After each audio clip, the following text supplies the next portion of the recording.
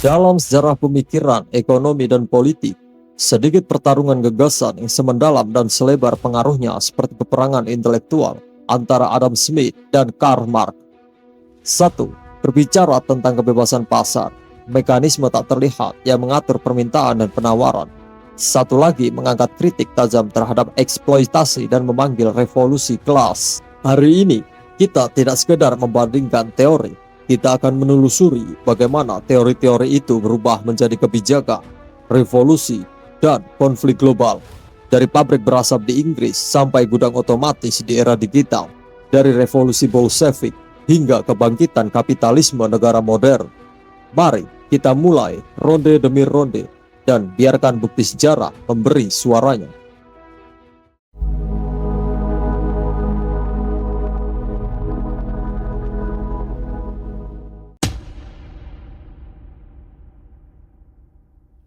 Pertama-tama, kita harus bertanya, apa itu manusia menurut Smith dan Marx? Jawaban terhadap pertanyaan ini membentuk logika sistem masing-masing.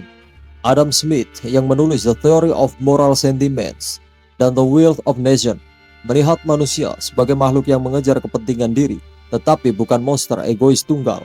Ada empati, ada moral, dan di ranah ekonomi, Smith menaruh harapannya pada kepentingan diri sebagai penggerak produktivitas. Dalam kata-katanya, tukang roti tidak memberi kita roti karena kemurahan hatinya, melainkan karena ia mengurus kepentingan dirinya sendiri, dan dari situ pasar menghasilkan manfaat umum. Ini yang membentuk dasar kapitalisme klasik, kebebasan individu, inovasi, dan kemakmuran. Karl Marx, penulis manifesto komunis dan Das Kapital, memulai dari pandangan bahwa manusia adalah makhluk sosial. Esensi manusia menurut Marx dinyatakan melalui kerja dan relasi sosial.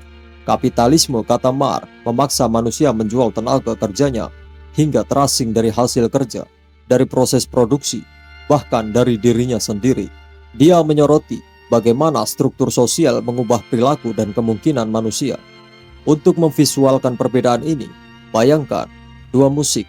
Smith, seperti jam session jazz, setiap pemain improvisasi merespon nada satu sama lain. Kebebasan individu menghasilkan harmoni tak terduga. Marx, seperti orkestra simfoni yang menuntut partitur bersama agar setiap unsur tidak tertindas dan harmoni adil tercipta. Keduanya bisa menghasilkan musik yang indah, tetapi siapa yang mendapatkan bagian dan siapa yang memegang kendali atas skor itulah yang jadi pertanyaan moral dan politik. Teori menjadi medan praktis ketika orang-orang mengambilnya sebagai cetak biru aksi. Perjalanan konflik ideologi modern dimulai serius pada awal abad ke-20. Tahun 1917, revolusi Bolshevik. Vladimir Lenin memimpin revolusi yang menggulingkan Tsar dan mendirikan negara pekerja yang berusaha membangun sosialisme melalui kepemilikan alat produksi oleh negara. Lenin menegaskan bahwa negara revolusioner menjadi instrumen untuk menghapus kelas-kelas. Dari situ, praktik bervariasi tajam. Stalin menekankan industrialisasi cepat dan kolektivisasi, membentuk Uni Soviet menjadi kekuatan industri besar, sekaligus rezim otoriter dengan biaya manusia yang tinggi. Mao Zedong memindahkan medan ke Cina. Marxisme diadaptasi ke struktur agraris. Masa Mao, mobilisasi massa, revolusi kultural, perubahan sosial radikal. Modernisasi terjadi, tetapi disertai penderitaan seperti kelaparan dan pembersihan politik. Kuba dengan Fidel Castro menyorot pilihan lain, layanan publik seperti kesehatan dan pendidikan diprioritaskan, tetapi isolasi ekonomi dan tekanan geopolitik menimbulkan keterbatasan. Di belahan lain, kapitalisme berevolusi juga setelah Perang Dunia Kedua. Amerika Serikat dan Eropa Barat memimpin rekonstruksi Marshall Plan, integrasi ekonomi, serta perkembangan negara kesejahteraan di Skandinavia. Lalu muncul varian kapitalisme, Asian Tigers, seperti Korea Selatan, Taiwan, Singapura, Hong Kong, memakai campuran negara atoral dengan pasar, proteksi awal untuk industri domestik, lalu dorongan ekspor. Jepang menampilkan kapitalisme terorganisir yang kooperatif antara negara, bank, dan perusahaan besar. Pada akhir abad ke-20, kebijakan deregulasi dan privatisasi di bawah tokoh seperti Margaret Thatcher dan Ronald Reagan, menyebarkan neoliberalisme, menekankan pasar bebas, pengurangan peran negara, dan privatisasi. Perang ideologi mencapai puncaknya pada Perang Dingin, bukan sekedar konfrontasi retoris, melainkan kompetisi geopolitik, proxy wars di Korea, Vietnam, serta dukungan terhadap rezim ideologis di banyak negara baru merdeka. Rivalitas ini membentuk peta politik dan ekonomi dunia selama puluhan tahun. Namun, runtuhnya Uni Soviet pada 1991 mendorong klaim kemenangan ideologi pasar. Meski begitu, pertanyaan Marxian tentang ketimpangan, alienasi, dan eksploitasi tetap ada. Muncul dalam bentuk baru, seperti outsourcing, informal ekonomi, dan hubungan kerja yang semakin fleksibel di era globalisasi. Kembali ke teori, bagaimana nilai sebenarnya muncul? Ini pusat perdebatan. Adam Smith mengakui bahwa kerja memainkan peran dalam nilai, tetapi dia juga menekankan peran pasar, kapital, dan kemampuan dalam menentukan harga. Bentuk awal teori nilai kerja pada Smith kemudian disempurnakan dan dipolemikkan oleh ekonom berikutnya. Karl Marx mengambil teori nilai kerja dan menambahkan satu konsep kunci, surplus value. Untuk menjelaskan ini pakai analogi sederhana, analogi kue. Bayangkan pabrik membuat 100 kue, pekerja menyumbang tenaga, waktu, dan keterampilan, sehingga nilai produksi kue bernilai 100. Namun upah pekerja hanya cukup mencakup kebutuhan hidupnya, misalnya setara 30. Sisa 70 adalah surplus value, diambil oleh pemilik modal sebagai keuntungan.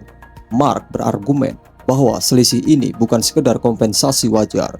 Ia adalah bukti eksploitasi, pemilik mengambil sebagian besar nilai yang diciptakan tenaga kerja. Di praktik modern, analogi ini muncul pada pabrik tekstil abad ke-19 hingga manufaktur elektronik kontemporer.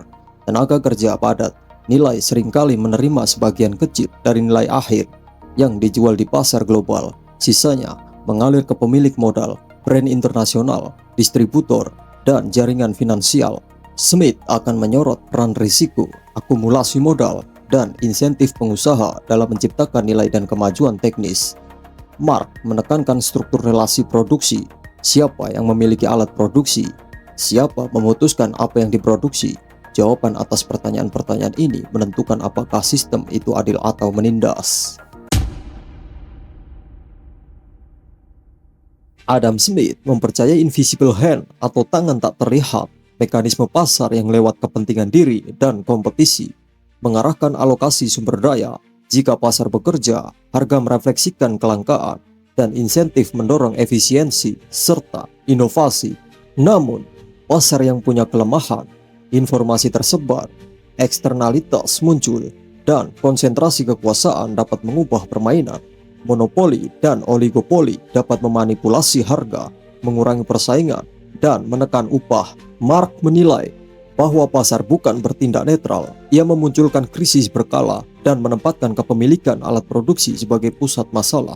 Solusi Marx adalah kepemilikan kolektif dan perencanaan penentuan produksi berdasarkan kebutuhan bersama, bukan keuntungan. Untuk memahami perbedaan, kembali ke analogi musik. Pasar seperti jam session jazz, adaptif, kreatif, tetapi rentan jika satu pemain besar menutup ruang berimprovisasi.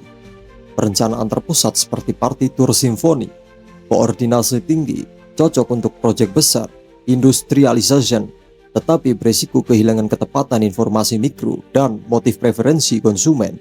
Contoh nyata, perencanaan Soviet memungkinkan mobilisasi sumber daya untuk kemenangan industri berat dan program ilmiah, misalnya proyek militer, eksplorasi luar angkasa, tetapi perencanaan juga sering gagal menjawab kebutuhan konsumen sederhana, menghasilkan kekurangan barang konsumsi, antrian panjang, dan insentif kolektif. Sementara itu, pasar bebas telah mendorong inovasi teknologi dan kemakmuran di banyak wilayah, tetapi juga menciptakan fluktuasi, krisis finansial, dan ketidaksetaraan yang tajam.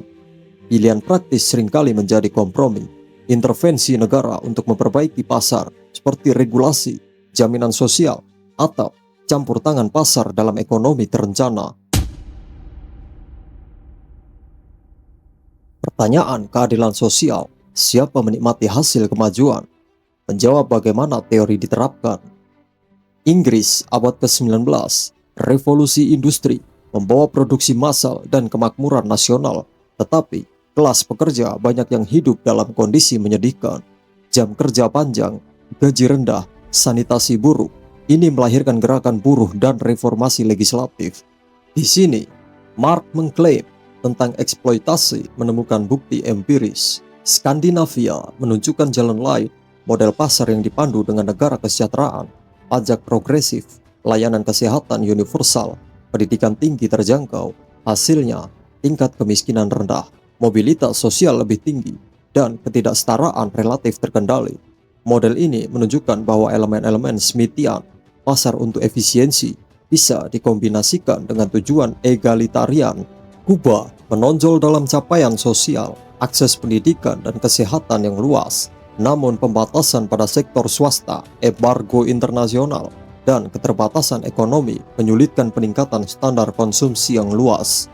Tiongkok pasca tahun 1978, reformasi Deng Xiaoping membuka pintu pasar sementara partai tetap memegang kendali politik. Hasilnya, pertumbuhan ekonomi menakjubkan dan penurunan kemiskinan masif dalam beberapa dekade.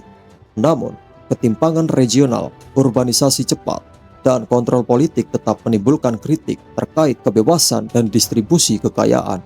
Intinya, masing-masing model memiliki trade-off. Kapitalisme, pasar cenderung mempercepat akumulasi kekayaan dan inovasi. Sosialisme terencana lebih fokus pada distribusi dan mobilisasi kolektif. Tetapi, pengalaman sejarah memperlihatkan bahwa tanpa mekanisme checks and balance, keduanya bisa menghasilkan hasil yang tidak diinginkan, oligarki baru, otoritarianisme, atau stagnasi produktivitas. Apa peran negara? Jawaban Smith dan Marx lagi-lagi berseberangan. Smith melihat negara sebagai penyedia fungsi dasar seperti pertahanan, peradilan, dan infrastruktur publik. Terlalu banyak intervensi negara, kata ia, dapat merusak dinamika pasar dan kebebasan individu. Marx, di sisi lain, melihat negara sebagai alat kelas, sebuah instrumen yang harus dikuasai oleh proletariat untuk menyingkirkan kelas borjuasi. Lenin menulis tentang penggunaan negara itu secara revolusioner. Marx membayangkan bahwa pada akhirnya, setelah kelas lenyap, negara akan mengering atau withering away. Realitasnya berbeda. Pengalaman Uni Soviet dan negara-negara komunis menunjukkan negara sering menguat sebagai kekuatan birokratik yang mempertahankan kontrol, bukan lenyap. Di dunia kapitalis, negara juga aktif. Perlindungan hak properti, subsidi, kebijakan moneter, kadangkala represi terhadap gerakan buruh. Kebijakan neoliberal berusaha mengecilkan ukuran negara, tetapi krisis keuangan sering memaksa negara kembali menyelamatkan sektor-sektor besar. Seperti Bailout Bank 2008 adalah contoh nyata. Kemudian muncul bentuk baru, state capitalism. Negara yang menggunakan alat pasar untuk mencapai tujuan geopolitik dan pembangunan industri. Tiongkok modern sering dianggap contoh ini. Pasar modal, perusahaan publik raksasa, dan perencanaan strategis negara berjalan berdampingan. Pertanyaannya, kebebasan bagi siapa? Negara yang kuat mungkin menindak kebebasan individu demi stabilitas, atau menyokong kebebasan ekonomi untuk segelintir. Negara yang lemah mungkin menyerahkan segalanya pada pasar yang meninggalkan kelompok rentan. Kritik Marx terhadap Smith, pasar menciptakan monopoli, mengasingkan pekerja, dan memproduksi krisis berkala. Periode 19 sampai 20 abad memberi bukti, depresi besar, krisis terkait gejolak pasar, dan ketidakstabilan sosial. Kritik terhadap Marx dari Hayek dan Friedman hingga sejarah praktis menunjukkan pada masalah implementasi, perencanaan sentral, sulit menghimpun informasi kompleks masyarakat, menghapus insentif pribadi dapat mengekang inovasi, kekuasaan negara dapat berubah menjadi otoritarianisme. Perang dingin memperlihatkan sisi gelap kompetisi ideologi, dukungan terhadap rezim boneka, konflik bersenjata di negara-negara berkembang, dan perlombaan senjata nuklir. Namun, runtuhnya Uni Soviet tidak secara otomatis menghapus problem kapitalisme. Krisis finansial 2008 membeberkan bahaya deregulasi dan instrumen keuangan kompleks. Gelombang privatisasi dan outsourcing menciptakan ekonomi global di mana pekerja di banyak tempat menghadapi ketidakpastian kerja, kontrak singkat, gaji stagnan, serta penurunan kekuatan serikat pekerja. Gerakan sosial modern dari protes anti-globalisasi di akhir 1990-an hingga gerakan Auzubi dan tuntutan kesejahteraan universal hari ini adalah refleksi kritik yang disuarakan Marxian, ketimpangan konsentrasi kekayaan, pengaruh korporasi terhadap politik, dan keresahan pekerja dalam ekonomi global. Kita sudah menyaksikan duel panjang antara Adam Smith dan Karl Marx, dari teori nilai sampai perang ideologi abad ke-20. Sekarang masuk bab paling penting, apa kelebihan dan kelemahan masing-masing ideologi ketika diuji dalam dunia nyata. Bukan teori lagi, ini soal praktik yang benar-benar terjadi di pasar, pabrik, dan kehidupan masyarakat. Kelebihan kapitalisme. 1. Inovasi dan pertumbuhan. Kapitalisme mendorong inovasi karena insentif keuntungan. Perusahaan bersaing untuk membuat produk lebih baik, lebih murah, dan lebih efisien. Contoh jelas, revolusi industri, teknologi informasi, sektor startup yang cepat tumbuh. 2. Fleksibilitas dan responsif. Pasar dapat menyesuaikan cepat terhadap permintaan baru. Dari permintaan akan smartphone ke energi terbarukan, adaptasi pasar sering lebih cepat dibanding birokrasi perencanaan. 3. Kebebasan pilihan. Konsumen menentukan barang dan layanan. Wirausaha dapat mencoba ide baru. Pluralitas produk dan gaya hidup seringlah hasil dari dinamika pasar. Kelemahan kapitalisme. 1. Ketimpangan kekayaan. Akumulasi modal pada segelintir orang dapat mengarah ke oligarki. Ketika kekayaan terpusat, kekuasaan politik sering mengikuti. 2. Eksploitasi tenaga kerja. Sejarah pabrik Manchester sampai gudang modern menunjukkan tekanan produktivitas dan kondisi kerja yang tidak selalu adil. Ketiga, krisis dan volatilitas. Pasar menghasilkan gelembung dan kebangkrutan. Depresi tahun 1930, krisis Asia 1997, krisis global 2008. Semua menunjukkan sisi rapuh kapitalisme tanpa pengaturan yang memadai. Kelebihan komunisme. 1. Fokus pada keadilan sosial. Tujuan utamanya pembagian hasil produksi yang adil, menghapus eksploitasi kelas. 2. Mobilisasi sumber daya untuk modernisasi praktik sejarah.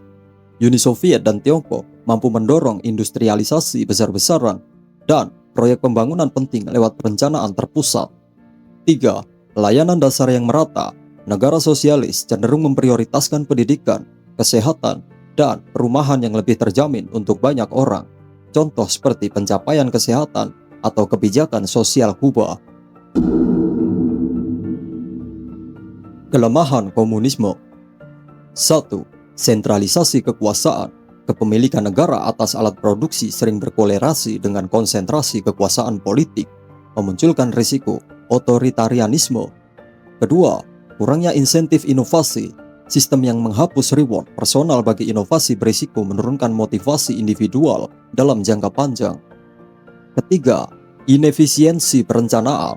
Perencanaan terpusat, kesulitan menangkap preferensi mikro konsumen, stok dan kekurangan barang jadi masalah umum.